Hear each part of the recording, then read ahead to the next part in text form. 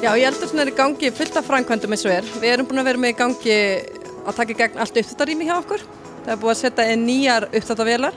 Framkvæmdum við nýja uppþvottavél hófust 2. janúar að þessu ári en við vorum búin að bíða eftir þessu lengi. Gamla vélin var orðin 25 ára gömul og búin að þjóna okkur vel og lengi en mikið bilanartíðni og svoleiðis. Og hún var gufuknúin en þetta nýja rafmagnsvél og það líka bara umhverfisvegna. Og svo fengum við að kaupa nýja vagnaþvottavél sem við höfum ekki verið með. Svo getum við þvegið alla matarvagna sem fara út á deildirnar. Það öryggisvegna það mjög gott og líka alla hjólavagna og svona stóra, allt svona stórt fyrir gegnum vagnaþvottavélina. Svo erum við í framkvæmdum með potta. Við erum að skipta út öllum pottum í eldhúsinu.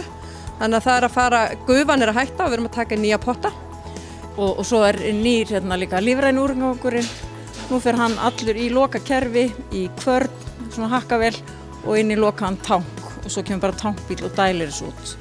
Við erum svo að fara af stað með Elmuverkefnið. Við erum byrjuð hérna á Hringbrautinni þar sem við erum að hefja framkvæmdir vegna kaffihús og svo erum við að fara með sjálfskömmtunarlínur inn á aðra staði auk þess að við erum að þróa þjónustu fyrir minni salina. Elmuverkefnið snýst fyrst og fremst það að þjónusta starfsmennina okkar betur með mat. Auka opnunartíma, auka vöruframboð og svo viljum við sjá aðstandendur meira í sölunum hjá okkur. Allan þennan framkvæmda tíma búið að vera rosa mikið álag á starfsfólkið. Þetta bara mjög þröngt rýmið sem við höfum verið að vinna í.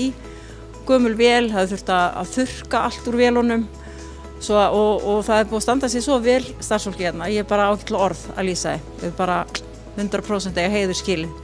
Þeirra vegna tókst þetta á þessum tíma.